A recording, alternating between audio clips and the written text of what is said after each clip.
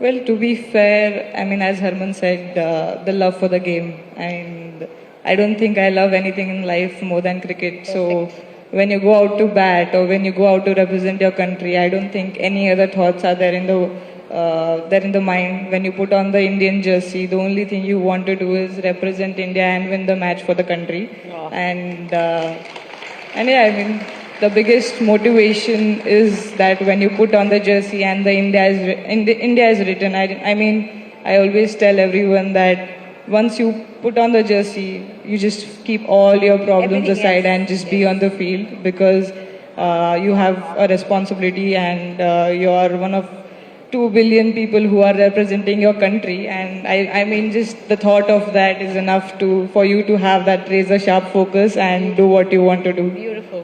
I want to know, are there ever disagreements within your team, and sort of who sorts them out? How does that work, Smriti? Or does everyone get along? Because in a team full of that many, a squad full of 15 women, team of 11, does everything go hunky-dory, or is it like थोड़ा कभी-कभी मतलब issues होते हैं और कौन resolve करता है? I think I'm liking how you've asked me this question. all the nicer ones were there. No, you look like you're the kind to resolve issues.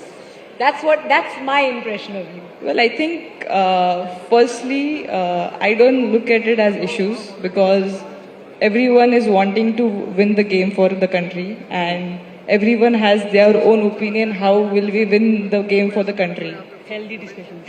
So So united in purpose when you're out there, but there can be issues in the dressing room. कभी-कभी होते होंगे.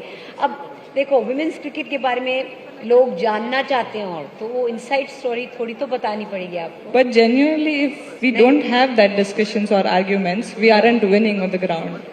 Because if we do not have those sort of discussions where we are disagreeing to Right. something, that means we are not passionate enough to win the match for the team. So we do definitely have those sort of discussions. I wouldn't again say it's arguments. I would still term it as discussions because I mean, of course, we have to select the best 11. We have to decide if you are batting first or bowling first, and everyone has their own opinions about how we'll win the match. I don't think anyone is correct or wrong. They have their own thought process that how would we win the match for the country.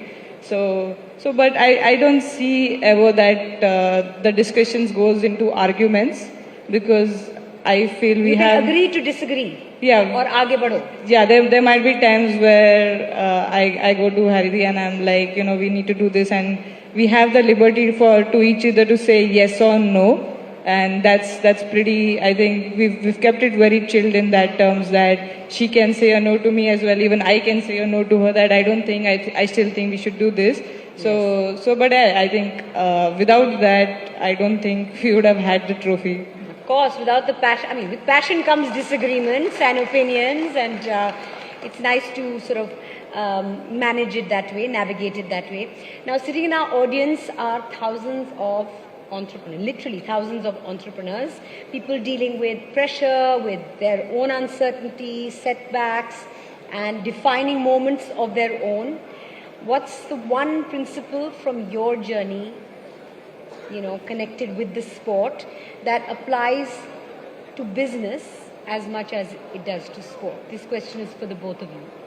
You want to go first? What is the one thing from the game of cricket or teamwork that applies to the sport as well as to business and life?